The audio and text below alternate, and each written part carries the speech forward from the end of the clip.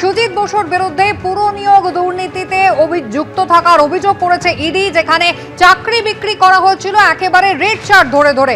শিক্ষা নিয়োগ দুর্নীতি তদন্ত করতে গিয়েই এই পুর নিয়োগ দুর্নীতির তথ্য সামনে আসে ইডির কাছে এবং একেবারে কোর্ট মনিটর তদন্ত কিন্তু এক্ষেত্রেও শুরু হয়।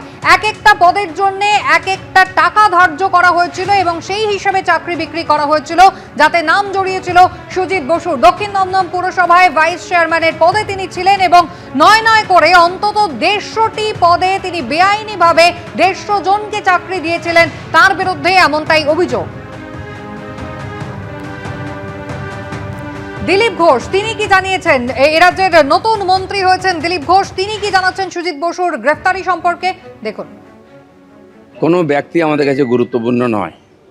পুরো দুর্নীতি হয়েছে 15 বছর ধরে, সেই ত্রিফলা থেকে আরম্ভ করে তা তদন্ত হবে। মানুষের এটা অধিকার আছে, তাদের টাকা যারা চুরি করেছে তাদেরকে শাস্তি দেওয়ার আর অধিকার আছে। সেই জন্য সরকার এসছে, সরকারের দায়িত্ব দুর্নীতিবাজদেরকে আইনের সামনে নিয়ে আসা। প্রশাসন সেই কাজটা করবে, আইন তাদেরকে সাজা দেবে।